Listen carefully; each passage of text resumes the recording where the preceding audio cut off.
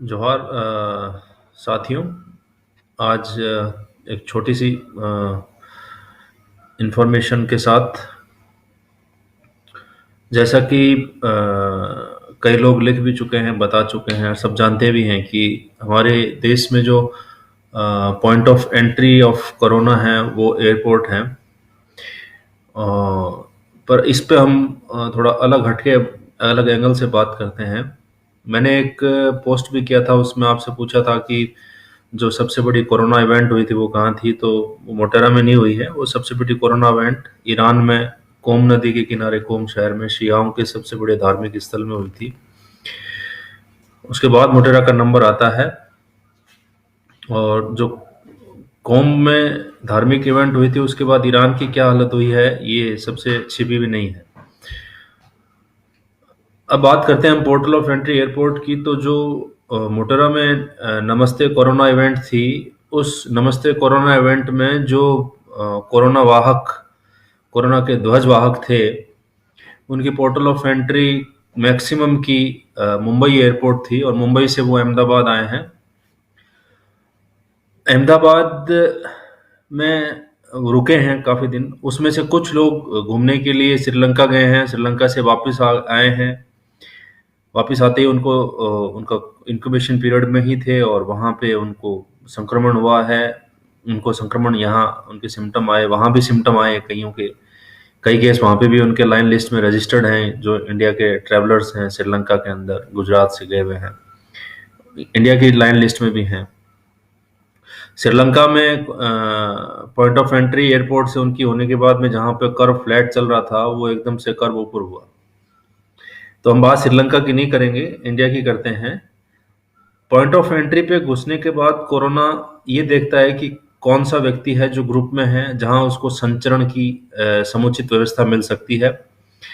इसको समझने के लिए आपको जो भी व्यक्ति अहमदाबाद को जानता है उसे पता है कि अहमदाबाद में एक जगह है माणक चौक, जो ज्वेलरी मार्केट है बेसिकली। वहां पे मॉर्निंग में, आप दिन में अगर जाएंगे तो आपको वहां पे फूड का कोई आइटम नहीं मिले, पानी पीने का पानी भी शायद ना मिल पाए। पर शाम होते होते वहां पे अंधेरा होते होते फूड स्टॉल्स लगती हैं, फूड ट्रक्स लगते हैं। अ, बहुत बड़ा मार्केट है और रात को 3-4 बजे तक चलता है। कोई भी गुजराती व्यक्ति जो गुजरात में आए या अहमदाबाद में आए और वो माणक चौक न जाए फूड स्टॉल पे, फूड पे, वहाँ बाजार में खाना खाने, ऐसा संभव नहीं है। उसके आसपास, ये पुराने अहमदाबाद का इलाका है, उसके आसपास घनी बस्तियां हैं। उन बस्तियों में मुस्लिम आबादी रहती है ज़्यादा, और जो फूड स्टॉल्स में ओनर्स हैं वो भी ज़्यादातर मुस्लिम ही हैं वहाँ पे। वहाँ पे काम करने वाले बच्चे भी हैं। तो जो अगर आप अहमदाबाद के केसेस को देखेंगे, तो अहमदाबाद के केसेस के अंदर स्पर्ट्स जो पॉइंट ऑफ एंड स्टार्टिंग है वो उसी चौक के आसपास से है। जैसे अगर हम कोरोना को देखते हैं, वुहान से पॉइंट ऑफ स्टार्टिंग है, point of source of pandemic है, तो गुजरात का पॉइंट सोर्स माणक चौक है। और ये नमस्ते कोरोना इवेंट के बाद चालू हुआ था। ये मुंबई में भी है और गुजरात के काफ़ी व्यवसायों के संबंध इंदौर से हैं। इंदौर काफ़ी बड़ा व्यावसायिक शहर है। इंदौर की क्या हालत है शायद बताने की आवश्यकता नहीं है। दूसरा जो इवेंट थे जिसमें इम्पोर्टेंट धार्मिक इवेंट थे, मलेशिया में हुआ था तबलीगी जमात का, पाकिस्तान के तबलीगी जमात का या इंडिया के तबलीगी जमात में हुआ। उन्होंने शियाओं ने सुन्नी ने शियाओं से कंपटीशन के अंदर ये शायद इवेंट किए थे, क्योंकि उनको लगा कि वो लोग पहले जन्नत जा रहे हैं तो उनको जगह मिलेगी कि नहीं मिलेगी, शायद इसी धारणा के साथ किया होगा उन्होंने वहां पे ये इवेंट। इसके अलावा भी कई इवेंट हुए हैं। सोलापुर में हुआ, कल परसों कलबुर्गी में हुआ, यात्रा निकली, जुलूस निकला, पुलिस पे लाठी गोले, पुलिस पे पत्थर बरसाए अगर उनको रोकने की कोशिश की। पर ये चूंकि मीडिया है तो मीडिया तो इस चीज को नहीं दिखाई ना, पत्थर चले हैं क्या चले। बट ये एक विवाद का विषय है, इस पे हम नहीं जाएंगे। हम ये देखते हैं कि कितने लोग वहां से प्रभावित होते हैं। एक पोस्ट 2 दिन पहले भी थी कि आपको बताया भी था, टेस्टिंग के बारे में हम काफ़ी बातचीत भी कर रहे हैं, और हमारे कई मित्रों से हुआ, और हमने शायद लिखा या नहीं लिखा है, बट फ़ोन पे जब इंडिया में 70 केस भी नहीं थे, 80 केस भी नहीं थे, तब भी हमने वार्न किया था कि टेस्टिंग के बगैर हम रुक नहीं पाएंगे। और एक ज़िले में क्योंकि हम जानते हैं सब जिलों को, तो उस ज़िले से बात हुई तो मैंने कहा आपके यहाँ तो हॉटस्पॉट कभी भी हो सकता है, क्योंकि टेस्टिंग आपके यहाँ पे है नहीं, वो करेंगे नहीं टेस्टिंग। ये हुआ, फिर लॉकडाउन हुआ।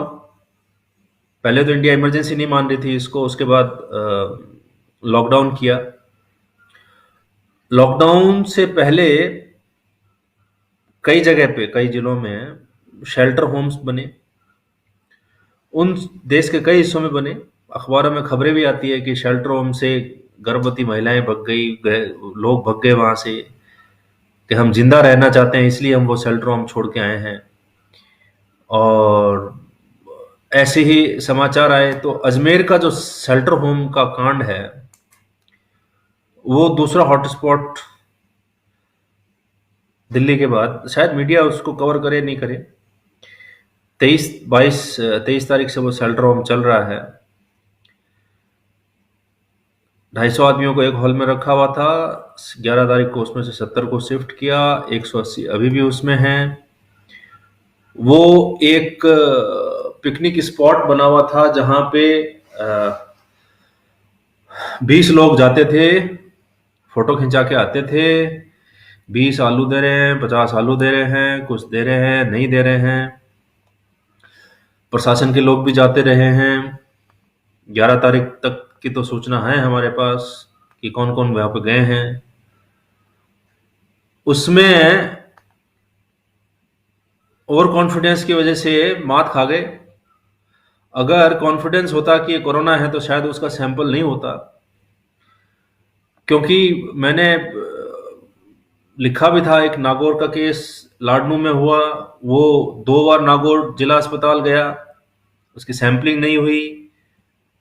फिर जयपुर जैसे उसकी स्थिति गंभीर हुई, आया, सैंपलिंग में तुरंत पॉजिटिव आया। ऐसा ही मामला अजमेर में भी हुआ है, अराई गांव में। इंदौर से 23 तारीख को आ गया था वापस, 23 या 25 तारीख को वापस आया हुआ बंदा है, और 2 बार हॉस्पिटल में जाके आ गए, सैंपल नहीं हुए। स्थिति जैसे खराब होती है तो उसकी सैंपलिंग होती है और वो पॉजिटिव आता है। तो ये जो शेल्टर होम की कहानी है, इस शेल्टर होम की कहानी में वो एक केस पॉजिटिव उस भीड़ में हो, कैसे संभव है? जब एक पॉजिटिव आया तो भारी मन से वहां से सैंपल उठाए गए कुछ। अभी तक पूरे सैंपल वहां से लिए भी नहीं है, सिर्फ स्क्रीनिंग की है। सैंपल तो पूरे किए नहीं, कायदे से सबके सैंपल होने चाहिए। आज शाम की रिपोर्ट में उसी शेल्टर होम से, जहां तक मुझे जानकारी है, 8 केस और निकले हैं। यानी दूसरा जमात का केंद्र है। ये सारे के सारे शेल्टर होम में रहने वाले, रेडी वाले, लेबर क्लास, फेरी वाले, ऐसे लोग हैं, गरीब आदमी हैं, जो दिहाड़ी मजदूरी करते हैं वो हैं, जो फंसे गए थे वो हैं। तो ये स्थिति सिर्फ एक अजमेर जिले की नहीं है, ये तो एक टिप ऑफ द आइसबर्ग है जो फूटा है। आपको हिंदुस्तान के हर जिले में जो शेल्टर होम बने हुए हैं उनमें इस तरह की हालात मिल जाएंगी। फोटो ऑप करवाने वाले मिल जाएंगे, अपने सोशल मीडिया पे वहां की फोटो पोस्ट करते हुए लोग मिल जाएंगे। उनमें से कौन कोरोना दे के आ रहा है उनको ये पता नहीं है। अब ये बात आपको हो सकता है कि अतिशयोक्ति लगे, परंतु आप ये देखिए कि जो राजस्थान के रहने वाले हैं, जो अजमेर और नागौर के रहने वाले हैं, नागौर में कल पर्वतसर में महिला कांस्टेबल थी, उसको कोरोना पॉजिटिव केस आया है। और अगर हम उसकी हिस्ट्री देखें तो उसकी हिस्ट्री में आप ये देखिए कि वो क्या कर रही है। 23-24 मार्च को छुट्टी पे थी, 25 मार्च से 1 अप्रैल तक घर पे थी, 2 से 3 अप्रैल पुलिस लाइन पे थी, उसके बाद वो 2 दिन के लिए फिर घर गई, फिर एडिशनल एसपी साहब की रिजर्व टीम में रही 4 दिन, फिर 1 दिन पर्वतसर गई, फिर 3 दिन के लिए बैंक पे ड्यूटी रही, फिर अगले दिन उसको सरदर्द की शिकायत हुई, पीसीएम ली, फिर सीएससी पर्वतसर गई, वहां से सैंपल लेके अजमेर न जयपुर आया, सैंपल वहां से डॉक्टर ने जयपुर भेज दिया क्योंकि वो जयपुर की ज्यादा नजदीक है, इसलिए जयपुर भेजते ही उसका सैंपल जो है वो पॉजिटिव आ गया। तो अब आप इस हिस्ट्री पे क्या निकालेंगे? एक हमें आज सुबह सुबह दुखद समाचार भी मिला कि हमारे साथी थे बिहार में, जो हमें गंगा नदी पे नाविक पार कराते थे, फतवा घाट से राघोपुर में लेके जाते थे हमें, वो भी कोरोना पॉजिटिव हैं और मीडिया की रिपोर्ट के मुताबिक उनको अभी ब्रेन ट्यूमर भी डायग्नोस हुआ है। तो राय जी, हम आपके स्वास्थ्य की कामना करते हैं और उम्मीद है कि आप इस बीमारी से मजबूती से बाहर आएंगे, और हमारी प्रकृति से जो प्रार्थना है कि आपको जल्दी से जल्दी स्वस्थ और तंदुरुस्त करे। राय जी कभी भी, उनकी भी यही हिस्ट्री है, वो कभी भी पटना के उस एरिया से कभी बाहर नहीं निकले हैं। सवाई माधोपुर में भी आज गांव में, किसी गांव में 3 संदिग्ध मिले हैं जो किसी छोटे कस्बे से वहां पे आए हुए हैं। तो ये जो फैलाव हो रहा है, इसको मद्देनजर नजर रखते हुए हमने इसको देखा। तो एक हमारा एक पब्लिक हेल्थ में सब्जेक्ट होता है analytical model of decision making, उसमें अलग अलग मॉडलिंग होती है क्योंकि उससे डिसीजन लिए जाते हैं कि हमारे पास जो रिसोर्सेज है हम उसको किस तरह से इकट्ठा करें या डिस्ट्रीब्यूट करें, किसकी क्या जिम्मेदारी बन सकती है। तो वो सारी चीजें हमने करने के बाद ये देखा कि अगर हम गवर्नमेंट के फिगर पे भी जाते हैं तो हमारे पास अगले 5 से 6 महीने की जो पीक पकड़ रहे हैं हम, उस 5 से 6 महीने की पीक में हमारे पास लगभग 80-85 लाख से लेके और 3.5 करोड़ तक व्यक्ति हो सकते हैं, अलग अलग फिगर पे हम देखते हैं तो, जिनको हम एडवांस केयर की जरूरत पड़ेगी। मैं ये नहीं कह रहा कि जरूरत पड़ेगी, हो सकता है अगर हम बचाव के उपाय ना करें तो। क्या इतने लोगों को केयर करना संभव है? क्या इतने लोगों के लिए हमारे पास व्यवस्थाएं हैं? क्या इतना बड़ा बर्डन हम झेल सकते हैं? कहने को फिगर देखने को बड़ा छोटा लगता है, 137 करोड़ के देश में 80 लाख का फिगर कुछ भी नहीं होगा, पर 80 लाख किसके माथे पे लिखा हुआ है कि 80 लाख यही होंगे? तो ये कोई भी व्यक्ति हो सकता है, इसलिए जरूरी है कि हम बच के रहें, हम अपने पर्सनल प्रोटेक्शंस को रखें, फिजिकल डिस्टेंस बना के रखें और प्रोटेक्शन का इंतजाम घर करके ही बाहर निकलें घर से। क्या ये रोकने का और तरीका नहीं हो सकता है? बिल्कुल हो सकता है। इसके लिए मेरा जो सुझाव है वो ये है कि इसमें जो अभी जो नीति है कि हम वायरस के पीछे, सरकार की नीति है कि वो वायरस के पीछे पीछे घूम रही है और टेस्टिंग भी कम कर रही है, तो टेस्टिंग की स्पीड बढ़ाने के साथ साथ